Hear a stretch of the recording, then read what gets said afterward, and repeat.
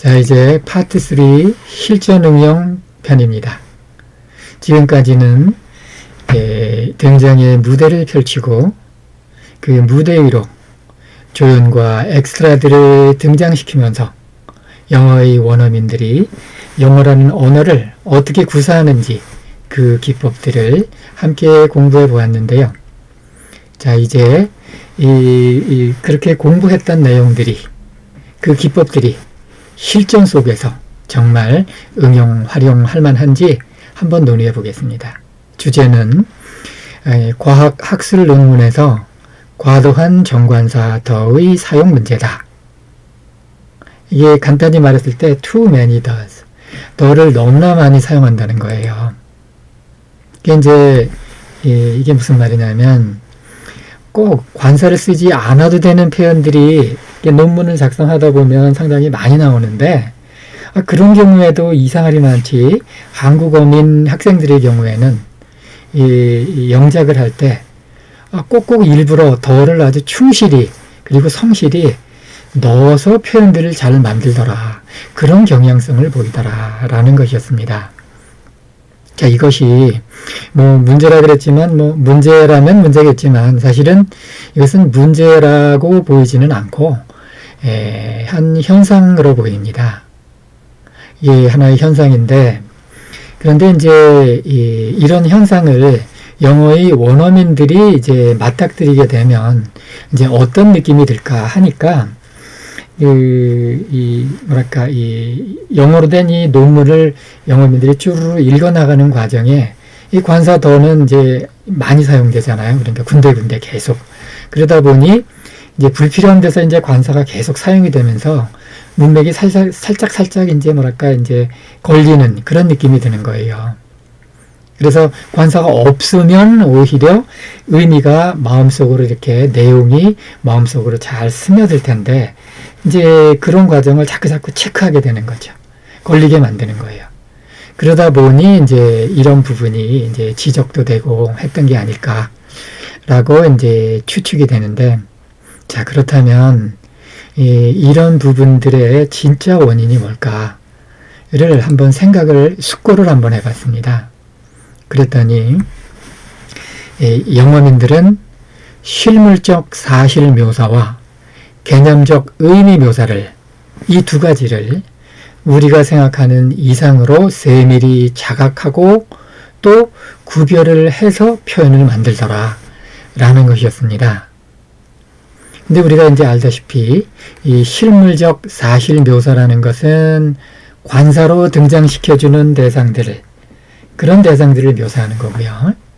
개념적 의미 묘사라는 것은 무관사죠. 말하자면 등장의 무대를 마음속에다가 펼치면서 표현을 만들어 나가는 것입니다.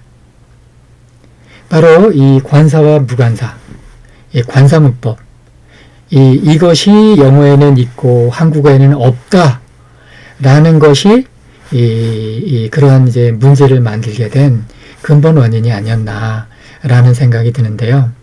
말하자면 이제 한국어민의 입장에서 영어가 한국어와 언어 감각이 이제 다른 부분이 있어서 한국어민들이 관사의 언어 감각에 대해서 충분히 익숙해지지 않아서 발생하는 문제가 바로 정관사 더를 영어 학술 논문에서 아주 전문적이고 첨단의 학술 논문인데도 불구하고 그런 현상들이 이제 일어나더라 라는 진단이었습니다. 자, 그렇다면 이러한 현상들을 어쨌든 우리가 이제 정말 프로페셔널하게 논문을, 영어로 된 논문을 잘 구사하려면 이런 부분까지도 이제 개선하면 좋잖아요. 그래가지고 이 부분을 이제 어떻게 이제 개선을 할까, 또는 필요하면 교정을 할까, 하니까 한두 가지의 기본 지침들이 생각이 나는 것이었습니다. 떠오르는 것이었죠. 첫 번째로는 특정한 실물 대상을 가리키는 상황이라면 관사를 사용한다. 이거 맞는 얘기죠. 근데 맞는 얘기 이상으로 당연한 얘기잖아요. 실물 대상을 가리키는데 관사를 써야죠. 그렇다면 여기 뭐 기본 지침으로 여기다 이거를 쓸 이유는 없었겠죠.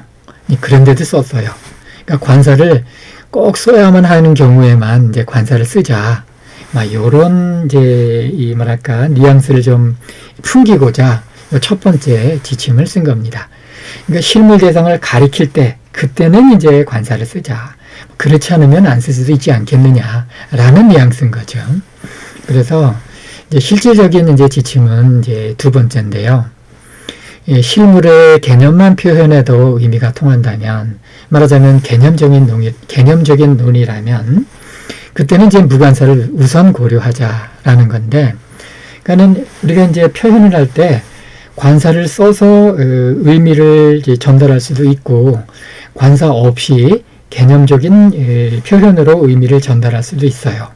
어쨌든 이 두 가지 방법을 다 사용하더라도 상대방한테 의미 전달이 큰 무리 없이 이제 되고는 해요. 그러다 보니까 이제 이 한국 어민들의 경우에는 무관사 개념에 익숙하지 않다 보니 이 관사도 써도 되고 무관사로 해도 되고 하는 이 상황에서는 주로 관사를 선택하는 경향을 보이는 거예요. 그러면 이 경향을 말하자면 뒤집어야 되는 거잖아요. 그러니까 이런 상황이라면 이제 무관사를 우선 고려하자라는 건데 지침은 맞는 얘기죠. 맞는 얘기 같습니다. 자, 그런데 이제 실질적인 문제는 뭐냐면 한국 어민들이 특히 무관사의 말하자면 개념적 의미 묘사할 때 그러니까 영어민들이 이제 무관사를 써가지고 명확하게 의식하면서 자각하면서 표현을 만드는데 한국어민들은 그 정도까지는 안 돼요. 왜냐하면 관사 없는데 익숙한 그런 언어 생활만 하면서 살았으니까.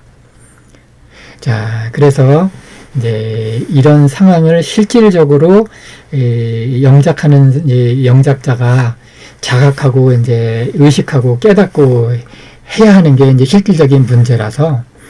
이제 그러기 위해서는 뭔가 실물 대상을 가리키는 영작을 내가 하고 있는지를 내가 이제 어떤 상황인지에 대한 감각을 내가 스스로 느끼고 또 개념적인 표현을 내가 지금 하고 있는 상황이다라는 걸 내 스스로 내 마음을 보면서 이제 깨닫고 자각하고 할 수 있는데 필요한 그럼 어떤 상황이냐 어떤 감각이냐라는 거를 한번 이제 느낄 수 있게 해주는 그 부분을 살짝 다뤄보겠습니다.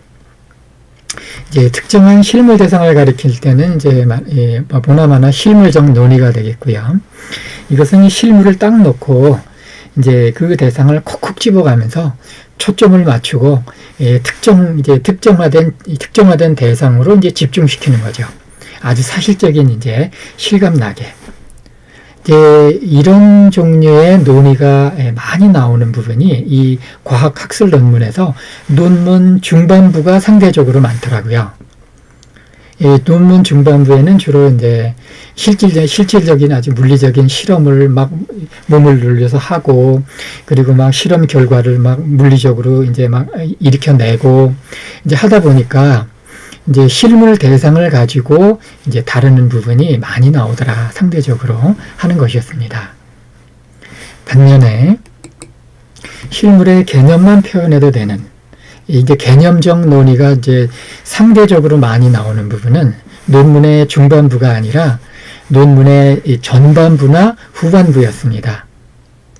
이 전반부에는 뭐 논문 초록이라든지 인트로덕션 뭐 이런 부분들이 있을 테고 논문 후반부에는 이제 결론 부분 이런 게 있을 텐데 여기에서 주로 이제 개념적 논의가 많이 일어나더라 라는 거였고 그런데 이 개념적 논의라는 것은 뭐냐면은 구체적인 이 실험 결과를 가지고 일반화시키는 과정이죠. 개념적으로. 그래서 이 일반화시키다 보니까는 그리고 개념적으로 일반화시키다 보니까는 이 내용이 마음속으로 들어와서 마음에서 말하자면 논의가 이어져요. 그러니까 이 마음속에서 공간으로 확장되는 확장감이 생기고 그리고 그 내용이 이치적이고 사리적이에요. 그러니까 결국 내가 이제 논문을 작성하고 있어요. 그리고 막 생각을 하고 있어요. 그리고 막 말을 하고 있어요. 어떤 표현을 하고 있을 때 내가 지금 이제 논문 속에서 뭔가 집중적이고 특정한 대상을 콕콕 집어내고 사실적이고 이렇게 하고 있다. 그러면은 모르긴 해도 좀 더 실물적인 부분을 내가 다루고 있구나라는 것을 스스로 깨달을 수 있지 않겠느냐라는 거죠. Be aware, be conscious. 할 수 있겠다라는 거고, 반면에 내가 이제 이치적인 논의를 하고 있고 또 마음속에서 이렇게 일반화시켜서 이제 특정한 이제 대상에 집중하기보다는 일반화시켜서 논의를 하고 있다 그러면은 그때는 이제 이 개념적 논의를 이제 하고 있는 것일 가능성이 상대적으로 크겠다라는 것입니다. 자, 이와 같이 이 기본 지침을 한번 만들어 봤고, 이제 이어서 이 지침이 정말 쓸만한지 아주 첨단을 달리는 이제 아주 훌륭한 영어로 된 논문 속에서 실제 예문들을 몇 개 이제 가져다가 그 예문들이 내용이 이제 까다롭고 복잡하기 때문에 그 예문을 그대로 쓰게 되면은 이제 일반인 우리로서는 이제 알아듣기 어려우니까 좀 더 단순화시켜가지고 이제 이 단순화된 논문 속에서 말하자면 이 개념적인 의미묘사, 특히 이 개념적인 의미묘사 부분을 얼마나 더 말하자면 이제 이렇게 촉진시킬 수 있는가, 좀 더 많이 적극적으로 사용할 수 있는가 하는 측면들을 이제 한번 논의해 보도록 하겠습니다.